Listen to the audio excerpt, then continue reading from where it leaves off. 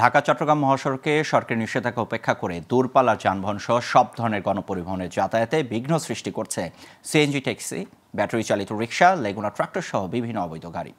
এসব গাড়ি অলিগলি থেকে হঠাৎ বের হয়ে মহাসড়কে উঠে যাচ্ছে বেপরোয়া গতিতে। দ্রুতগতির দূরপাল্লার বাসের সঙ্গে পাল্লা দিয়ে চলছে অবৈধ যানবাহন, এতে ঘটছে দুর্ঘটনা। স্থানীয় দালালরা মাসোহারা নিয়ে এসব রিক্সা ও সিএনজি অটোরিকশা চলতে দিচ্ছে বলে অভিযোগ এলাকাবাসীর। এদিকে হাইওয়ে পুলিশ বলছে, নিয়মিত অভিযান পরিচালনা করে নিষিদ্ধ 3 চাকার যানের বিরুদ্ধে মামলা সহ আইনি ব্যবস্থা গ্রহণ করা হচ্ছে। চট্টগ্রাম থেকে গোলাম মাওলা মুরাদের তথ্যচিত্রে ডেস্ক রিপোর্ট।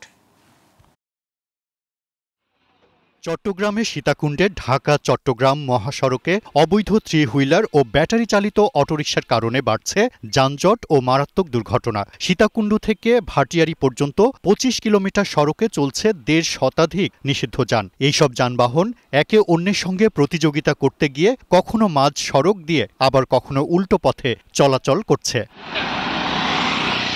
হাইওয়ে পুলিশের দায়িত্বে অবহেলার কারণে মহাসড়কে এইসব যান চলাচল করছে এবং স্থানীয় দালালরা মাসোহারা নিয়ে এইসব রিক্সা এবং সিএনজি অটোরিকশা চলতে দিচ্ছে বলে অভিযোগ বাস চালকদের।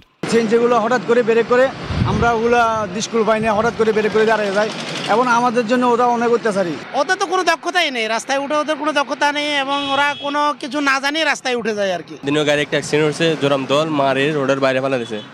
আর ওরা 8 নম্বর বা ডিস্ট্রিক্ট গাড়ি দেখলে ওরা রাস্তার মাঝখান দিয়ে চালায়, ওরা সাইড দেয় না।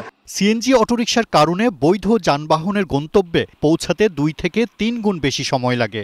দুর্ভোগ সৃষ্টি হচ্ছে যাত্রীদের, তাদের মানে হয়রানির শিকার হচ্ছে প্রতিনিয়ত। তাদের যে আপনার তাদের কর্মস্থলে যাইতে তাদের মানে সময় ব্যয় হচ্ছে।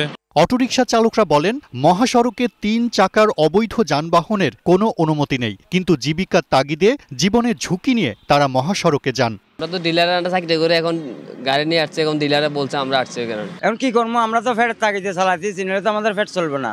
হাইওয়ে পুলিশ বলছে, নিয়মিত অভিযান পরিচালনা করে নিষিদ্ধ 3 চাকার যানের বিরুদ্ধে মামলা সহ আইনি ব্যবস্থা নেওয়া হচ্ছে। সিএনজি গুলা বা অটোরিকশা, 3 হুইলার গুলা কিন্তু তারা মানে গ্রামে থেকে মেন রাস্তায় উঠে এসেছিল। এগুলো এটা এত পরিমাণে বেড়ে গেছিল যে এটা বলার মতন, হাজার হাজার গাড়ি রাস্তায় চলাচল শুরু করছিল।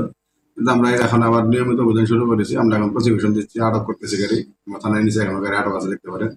এখন ধীরে ধীরে আশা করি আমরা অল্প কয়েকদিনের মধ্যে এই গাড়িগুলো কমিয়ে নিয়ে আসতে পারবো।